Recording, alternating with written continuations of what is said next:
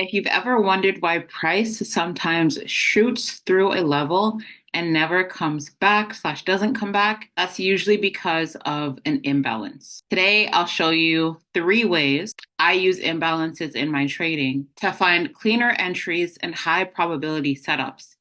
And you can also use them as exits for your trades as well, because that also aligns.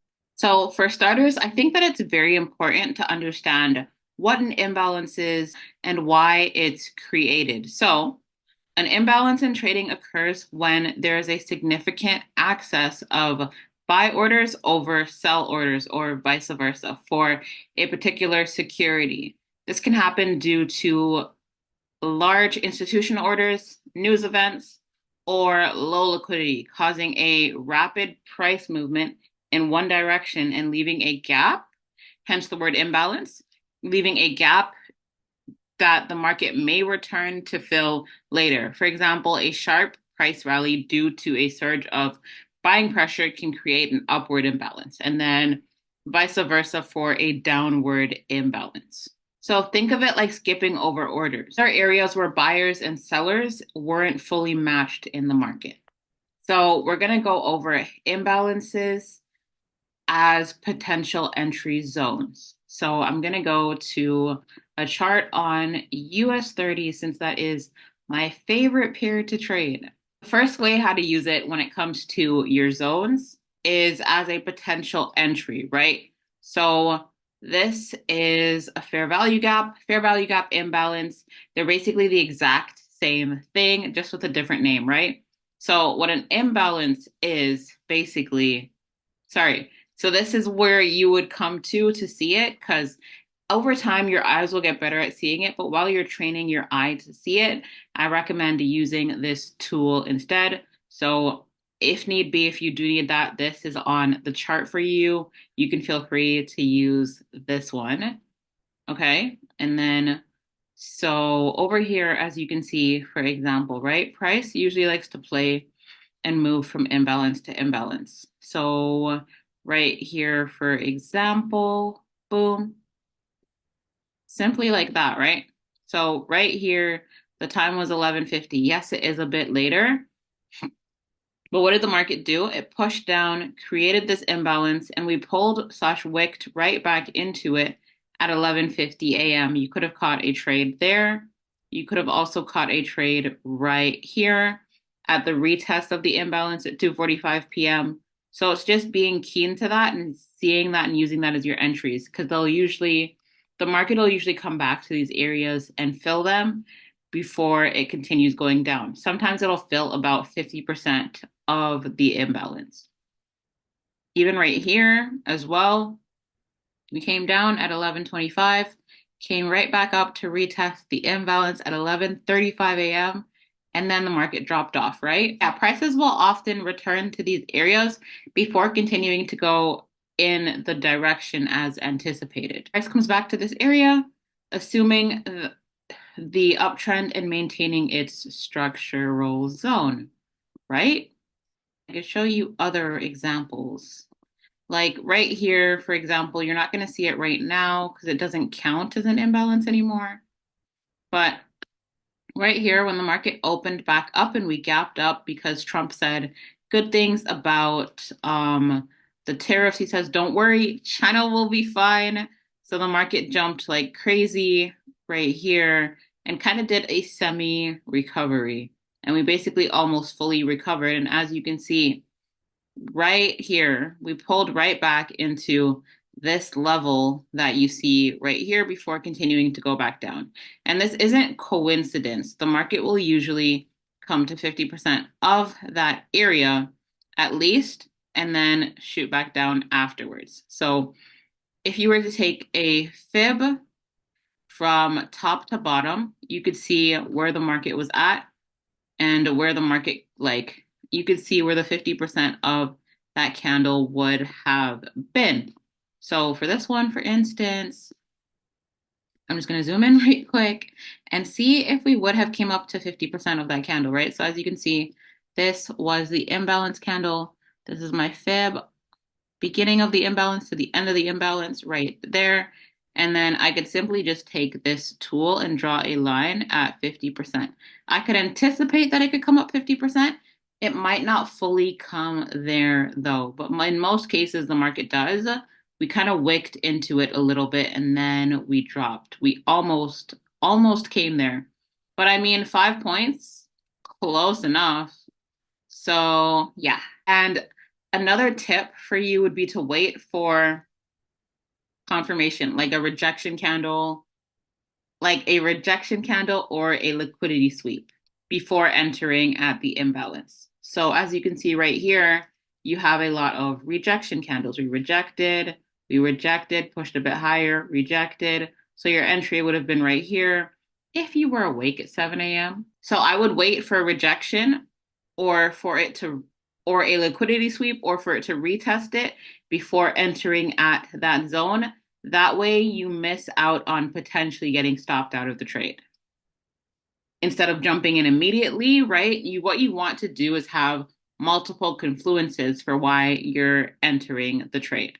Number two is going to be using your liquidity for stop hunts. Using imbalances for stop hunts / liquidity captures. So what this is, so institutions often push price up to that imbalance to fill it before continuing in the opposite direction. I'll show you a perfect example of us doing this on the 1 hour time frame. I believe we did this today. I'm just going to clear the chart right quick. So right here, right, you can see that the market purposefully came down to grab any remaining buy orders that were once here, taking everybody out of the market. Right at the imbalance, we filled it perfectly and fully, and then we went right back up. I do think the same thing could potentially happen here where we are right now. So I'm going to mark that on the chart. So the market kind of treats them as like a support and resistance, right? So every time I reach support, I go up. If I hold that area, support, go up. Support, go up, right? Here we kind of failed to hold this, so the market might just come back below, and then we could potentially see this one getting filled, and we could see buy orders get filled by default within that area. And the market did this the other day on the 1 hour time frame. So the 1 hour time frame I say is like the strongest. I always say the higher the time frame, the stronger the structure, right? So right here, we pulled back into the bearish fair value gap. As you can see right here, whenever we pulled back into it, the market dropped lower. So that's something to pay attention to and keep note of. Even right here, if we pull back into 45,285, there's a big fair value gap / imbalance on the daily time frame that could and potentially will get filled. We kind of filled it a little bit here, but that's like maybe 40% of it. But once again, it doesn't have to pull back to the full 50%. So institutions, like you have to understand that you're playing with big money players, right? You're playing with the banks, you're playing with people that have a lot of money. Like they're not like your average Joe or XYZ. They have way more money than you. They have trillions of monies to move the markets as opposed to our little, I don't know, as opposed to our little $100 or $50 or XYZ. So definitely keep mind of that as well.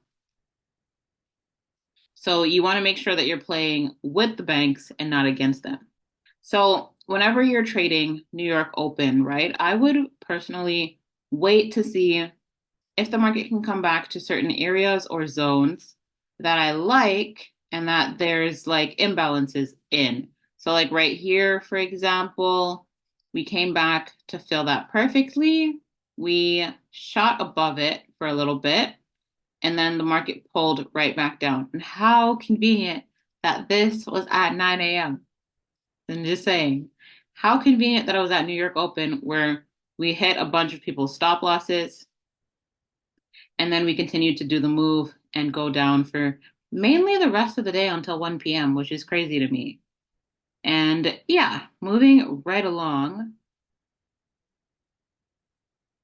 I would use imbalances as a trap zone. So just a zone of where you can trap price trap where price could come back to, and to enter with a tight stop above or below the imbalance.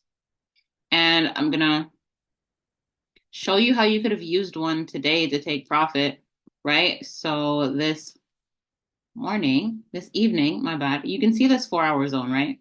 Sorry, you can see this imbalance. I believe this is an imbalance on the daily time frame, but let me do my due diligence and double check.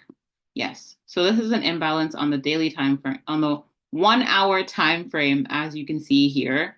So when I go back down to the 5 minute time frame, you can see how we fully played into it, right? You don't necessarily need it to fully pull into the whole imbalance, but if it can pull into 50% of the imbalance, I will take my profit at that area. So you can see it came down all the way here into the full imbalance at 2:15 p.m. And roughly 50% of the imbalance was right here. So you could have gotten out at 12:45 p.m. and you would still be able to capitalize on the trade and everything and get out at adequate points in the market as well. Number 3 is going to be using your imbalances as targets / take profit zones. So price often moves from imbalance to imbalance because there's liquidity there. So as you can see right here would have been a perfect and primal time for you to take profit. Even right here, it was a perfect time as well, even though this was on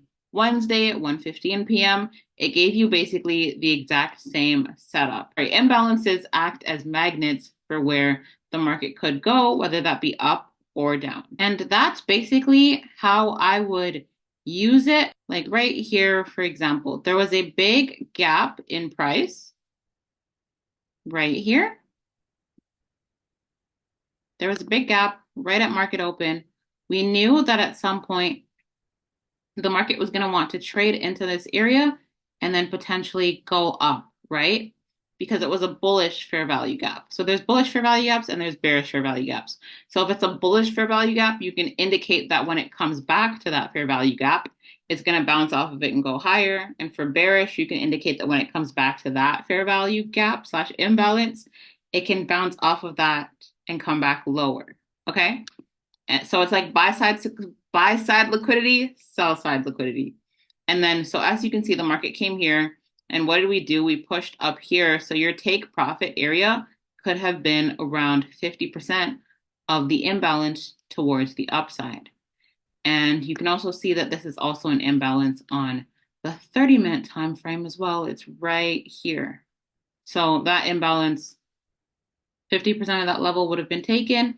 And then if need be, if you felt like it was actually going to pan out for you, what you could do is you could take the trade towards the sell side and take that down as well instead. What you're going to want to do is combine this with things like session timing, right? So you have the imbalance, plus you have the session timing as well. So New York Open, for example, is usually the time when US 30 is the most volatile. And that's how you'll get your precise entries and also your precise exits. So to recap on everything, imbalances aren't magic. They're just clues left by price.